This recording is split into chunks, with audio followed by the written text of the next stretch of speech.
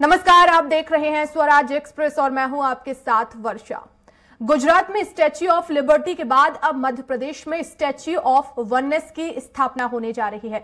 Statue of oneness आदि गुरु शंकराचार्य को समर्पित है, जिसकी स्थापना खंडवा जिले के ओमकारेश्वर में की जा रही है। यहां 108 फीट की मूर्ति की स्थापना को लेकर तेजी से काम चल रहा है। ओमकारेश्वर में आदि शंकराचार्य के बाल स्वरूप की मूर्ति लगेगी, जिसके लिए प्रदेश की 23,000 पंचायतों से कॉपर, टिन, जिंक और अन्य धातुओं के मिश्रण को जुटाया गया है। 100 टन की यह मूर्ति 50 फीट ऊंचे भव्य और कलात्मक आधार पर स्थापित की जाएगी। मूर्ति का मुख दक्षिण दिशा में यानी कि ओमकारेश्वर ज्योतिर्लिंग और नर्मदा की ओर रहेगा। जाने माने शिल्पकार भगवान रामपुरे उनके मार्गदर्शन में मूर्ति जो है वो तैयार कर रहे हैं। श्रद्धालु लिफ्ट और सीढ़ियों से दर्शन के लिए गुरु के सम्मुख पहुंच सकेंगे। ओमकार पर्वत पर मूर्ति लगाने के लिए समतलीकरण का काम लगभग पूरा हो गया है और इस पूरे प्रोजेक्ट के लिए 2000 करोड़ रुपए के खर्च की स्वीकृति प्रदेश सरकार ने दी है। ओमकारेश्वर में एकात्मता का वैश्विक केंद्र भी बन रहा है।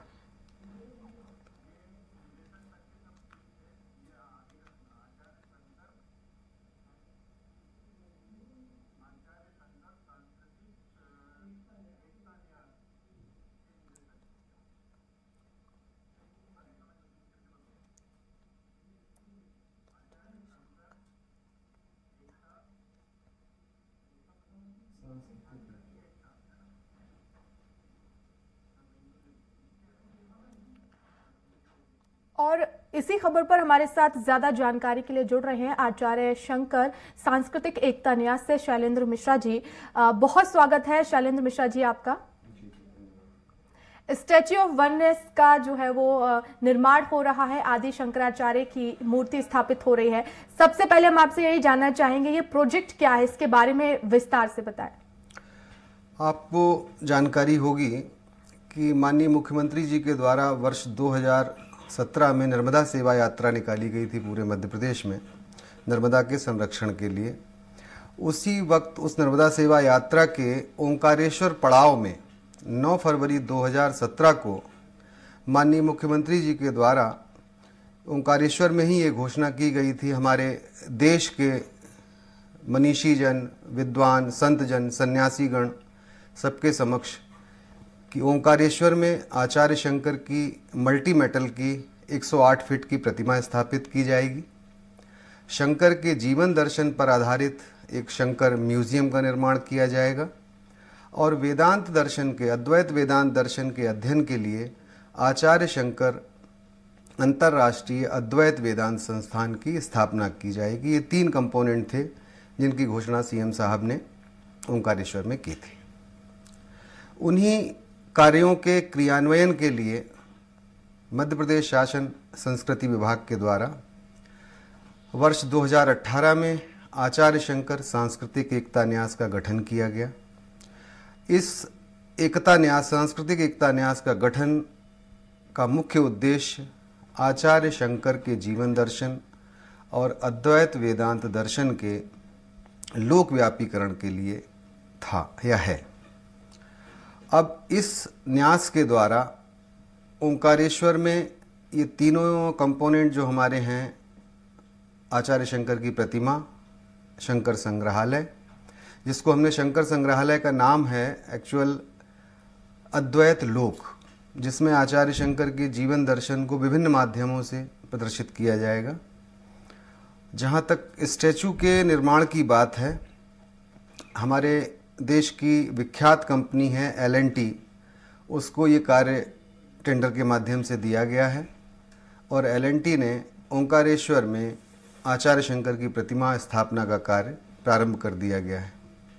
आचार्य शंकर की प्रतिमा 11 वर्ष की उम्र की बाल रूप की है। उसके पीछे भी कारण ये है कि आचार्य शंकर 8 वर्ष की उम्र में कालड़ी, केरल, जहाँ उनका जन्म हुआ, वहाँ से वो गुरु की खोज में ओंकारेश्वर आए और ओंकारेश्वर में उनको भगवतपाद गुरु गोविंद से संन्यास दीक्षा मिली और लगभग 3 वर्ष उन्होंने ओंकारेश्वर में रह के गोविंद भगवत पाद के सानिध्य में वेद वेदांत का अध्ययन किया। 11 वर्ष की उम्र में सारा अध्ययन करने के पश्चात गुरु गोविंद भगवत पाद के द्वारा उनको आदेश दिया गया कि अब आपको पूरे भारत में, अखंड भारत में अद्वैत वेदांत दर्शन का प्रचार प्रसार करना है। तो आचार्य शंकर की वही मुद्रा, जब वो वहाँ से ओंकारेश्वर से प्रस्थान पे निकल रहे हैं अद्वैत वेदांत दर्शन के, उसी प्रतिमा को ओंकारेश्वर में स्थापित किया जा रहा है। बिल्कुल शैलेंद्र जी, क्योंकि स्टैच्यू ऑफ वननेस से नाम दिया गया है और हमने जब उनके जीवन पर प्रकाश डाला तो उन्होंने भारतीय संस्कृति के लिए भी अद्भुत काम किए हैं, जाति धर्म को जोड़ने के लिए काम किए हैं, बंटवारा ना हो, एकता का प्रतीक भी उन्हें कहा जाता है। किस तरह से, क्योंकि ओंकारेश्वर में ये बड़ा प्रोजेक्ट है, कब तक इसका कार्य पूरा होगा और ये दर्शन करने के लिए जो भी पहुंचेंगे श्रद्धालु, उनके लिए कब से खुलेगा? ये जो हमारा प्रकल्प है, अभी आचार्य शंकर की प्रतिमा फर्स्ट फेज में स्थापित हो रही है। ये प्रतिमा का लोकार्पण सितंबर 2023 में आम नागरिकों के लिए हो जाएगा। हमारे प्रदेश के, देश के लोग उसका दर्शन कर सकेंगे। आचार्य शंकर का जो दर्शन है, आपने जो एकता की बात कही, आचार्य शंकर का जो अद्वैत दर्शन है, अद्वैत को मैं बहुत शॉर्ट में कहूँ तो अद्वैत का मतलब यही है कि जहाँ दो नहीं है वो अद्वैत है। अर्थात हम में, सब में, आप में एक ही ब्रह्म सब में है। और अगर हम में सबको ये बोध हमेशा रहे कि हम में, आप में, सब में एक ही ब्रह्म है, तो क्या होगा कि कोई भी आदमी किसी दूसरे के साथ चीटिंग नहीं करेगा, विश्वासघात नहीं करेगा, अपमान नहीं करेगा।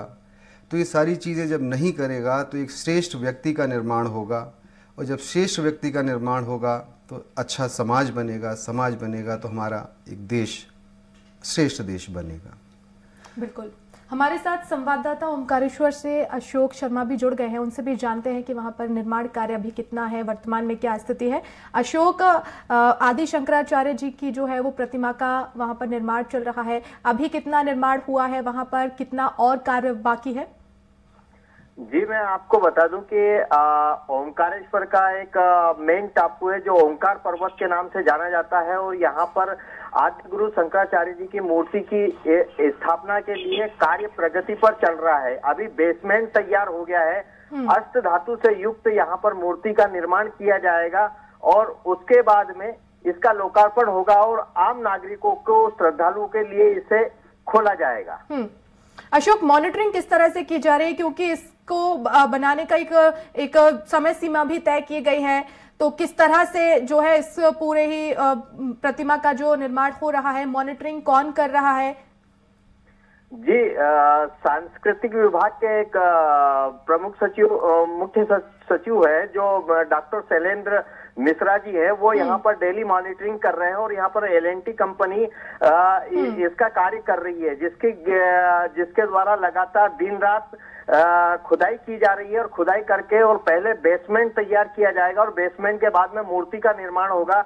यहाँ पर एक संग्रहालय का निर्माण होगा जिसके अंदर में आद्य गुरु शंकराचार्य जी के द्वारा लिखी गई और उनके ऊपर आधारित जो धार्मिक पुस्तकें हैं वो एक ग्रंथालय के रूप में यहाँ पर रखा जाएगा, जिसका अध्ययन यहाँ पर आने वाले उनके अनुयायी और श्रद्धालु कर सकेंगे। बिल्कुल अशोक, क्या कुछ मुख्य बातें हैं, कितने एकड़ में ये फैला हुआ है? प्रतिमा का तो निर्माण चल ही रहा है, साथ ही साथ और क्या विशेष यहाँ पर साज सज्जा की जाएगी, पर्यटन को जो है वो लुभाया जाएगा, वहां पर श्रद्धालु भी पहुंचेंगे दर्शन के लिए, किस तरह से पूरा निर्माण होगा, कितना आकर्षक इस वक्त नजर आ रहा है?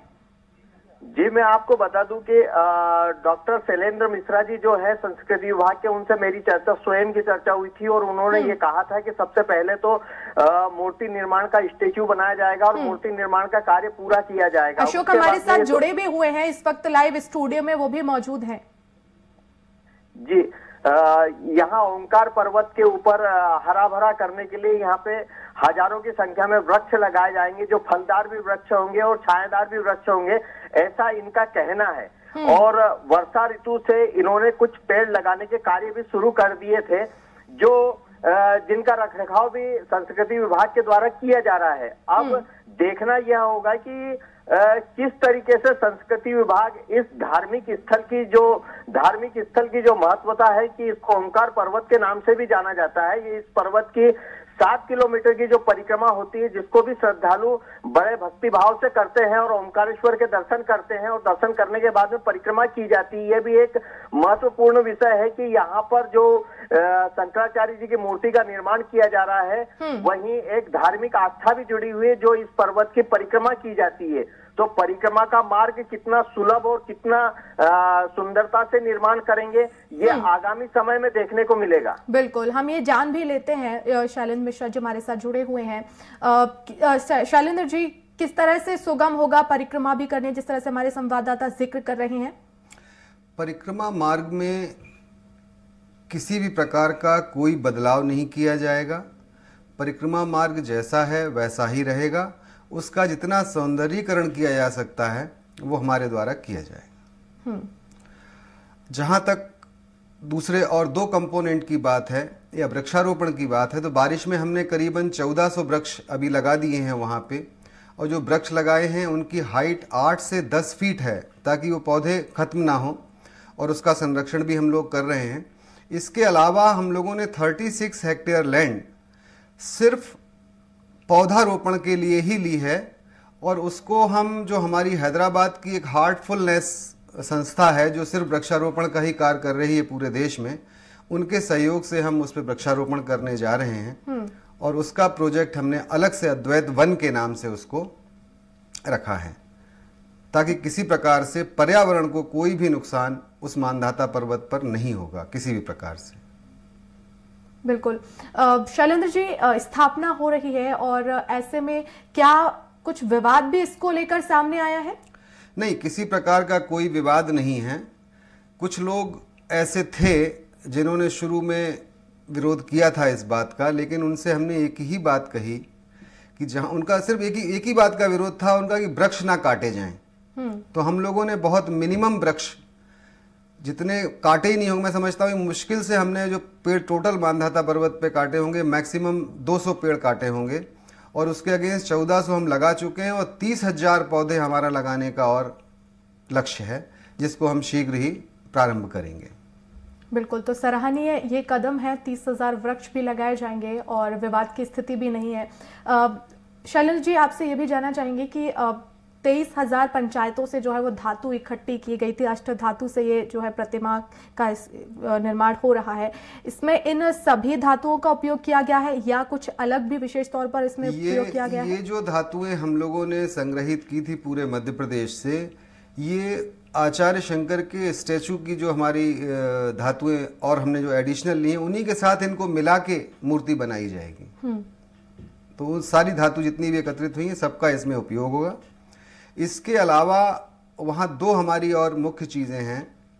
एक तो है हमारा आचार्य शंकर अंतर्राष्ट्रीय अद्वैत वेदांत संस्थान।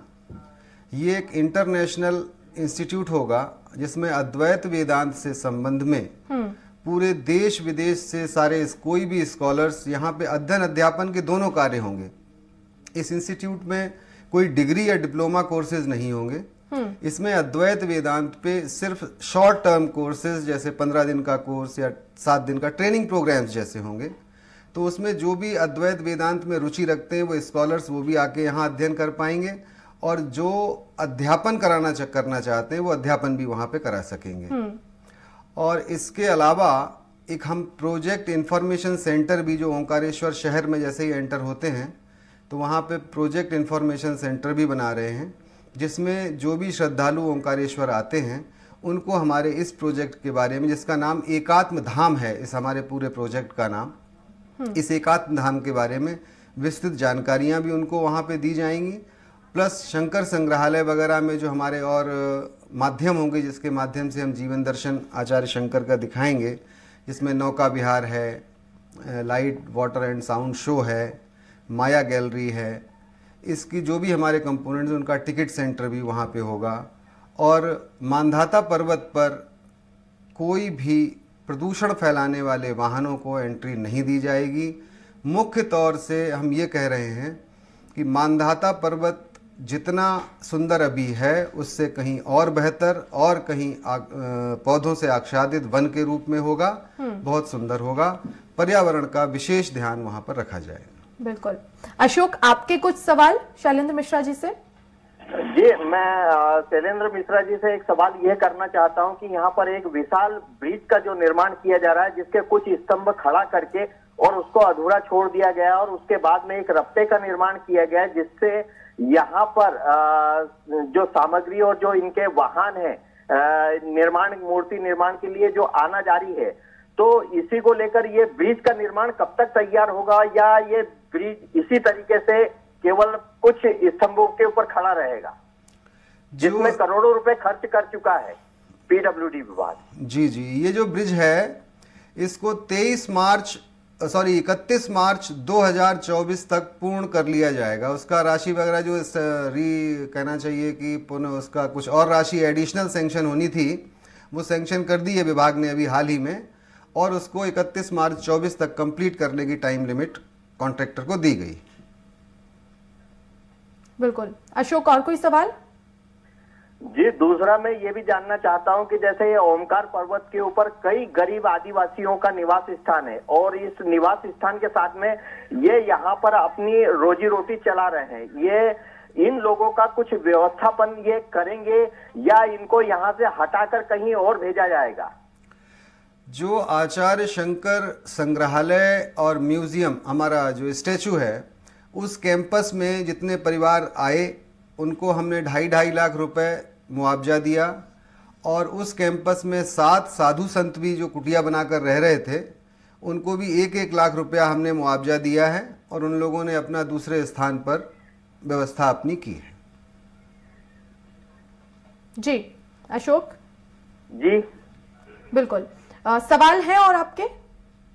जी, दूसरा मैं ये भी जानना चाहता हूं कि जैसे शैलेंद्र मिश्रा जी ने ये सारे सवालों का जवाब दिया है कि परिक्रमा सुचारू रूप से रहेगी, उसके बाद में यहाँ पर जो अनुयायी आएंगे शंकराचार्य जी की, उनकी व्यवस्था रहेगी, तो इन सारी चीजों के बीच के अंदर में ओमकार एक तो पर्वत है और ये प्राचीन धरोहर है, इस धरोहर का भी किस तरीके से रखरखाव होगा ताकि यहाँ पर आने वाले श्रद्धालु परिक्रमा भी सुलभता से कर सके, शंकराचार्य जी की मूर्ति का भी दर्शन कर सके और भगवान ओमकारेश्वर का भी दर्शन कर सके, इसकी क्या व्यवस्थाएं रहेगी? और जो लोग यहाँ पर नहीं आ सकते हैं उन लोगों को शंकराचार्य पीठ तक लाने की क्या व्यवस्थाएं की जाएगी संस्कृति विभाग के द्वारा? देखिए, जहां तक श्रद्धालुओं के आने जाने का फ्लो का जो मामला है, वो हमारा ट्रैफिक प्लान अभी बन रहा है। उसके मुताबिक जो भी परिक्रमावासी वहाँ पे आते हैं उनको आचार्य शंकर का जो स्टैचू है वो फ्री, मुफ्त, मतलब उसका कोई टिकट नहीं होगा। श्रद्धालु परिक्रमावासी जैसे ही सारे ओंकार पर्वत पे मंदिरों के दर्शन करते हैं, उसी प्रकार से आचार्य शंकर के स्टैचू का भी दर्शन करेंगे, और उसके बाद या तो पहले या बाद में दोनों वक्त ज्योतिर्लिंग का दर्शन कर सकते हैं। इसके अलावा स्टैचू के साथ ही, म्यूजियम के साथ ही एक पंचायतन मंदिर का भी निर्माण किया जा रहा है, जो सिर्फ नागर शैली में होगा, प्योर स्टोन का होगा, और वहाँ पर भी शिव अभिषेक श्रद्धालु कर सकेंगे सहजी। जो कि ज्योतिर्लिंग में कर पाना संभव नहीं होता है, तो वो यहाँ पे अभिषेक कर पाएंगे। बिल्कुल। शैलेंद्र जी, सरकार का कितना सहयोग मिल रहा है? क्योंकि सीएम खुद लगातार इसकी मॉनिटरिंग भी कर रहे हैं, बैठक भी ले रहे हैं, लेकिन क्या सहयोग जो मिलना चाहिए वो प्रॉपर मिल रहा है? प्रॉपर सहयोग मिल रहा है। सीएम साहब हर 15 दिन में इसकी मॉनिटरिंग भी करते हैं, अपडेट भी लेते हैं। सीएम साहब के अलावा हमको साधु सन्यासियों का भी हमारे देश के बहुत सहयोग है। हमारे ट्रस्टी हैं स्वामी अवधेशानंद गिरी जी महाराज, स्वामी स्वरूपानंद जी महाराज, स्वामी चिदानंदपुरी जी महाराज, स्वामी परमात्मानंद जी महाराज, इन सब का भी बहुत सहयोग है, और साधु संतों के द्वारा भी हमको दान दिया जा रहा है। इसके अलावा हम लोग कुछ CSR फंड से भी राशि जुटाने का प्रयास कर रहे हैं, भारत सरकार से भी कुछ अनुदान लेने का प्रयास कर रहे हैं। इस तरीके से मिलजुल के राशि एकत्रित होगी और ये कार्य पूर्ण होगा। बिल्कुल शैलेंद्र जी, जो अनुयायी यहाँ पर पहुंचेंगे, जो भक्त दर्शन के लिए पहुंचेंगे, क्योंकि स्वच्छता पर ध्यान देना बहुत ज्यादा जरूरी है। स्वच्छ भारत मिशन भी हम चला ही रहे हैं। कैसे वहां पर जो दर्शन करने के लिए पहुंचेंगे उन्हें जागरूक किया जाएगा, क्योंकि स्वच्छता बनाकर रखनी है। हम देखेंगे कि ज्यादा श्रद्धालु पहुंचेंगे तो जाहिर तौर पर अव्यवस्थाएं भी होती हैं, इनको किस तरह से मेंटेन वहां पर किया जाएगा? वो सारा उसके लिए हम लोग स्टाफ जो एजेंसी है उसके लिए रख रहे हैं। ये प्लास्टिक जोन फ्री होगा, इसमें प्लास्टिक की कोई चीज़ उपयोग नहीं होगी, और बाकी जहाँ तक हमारे जो संसाधन हैं स्वच्छता के लिए वो सारे वहाँ पे उपलब्ध रहेंगे, ताकि कोई भी श्रद्धालु हमारा कचरा इधर उधर ना फैलाए। सारी व्यवस्थाओं का इनका ध्यान रखा जा रहा है। बिल्कुल, बहुत बहुत शुक्रिया हमसे जुड़ने के लिए शैलेंद्र जी। धन्यवाद, बहुत बहुत धन्यवाद।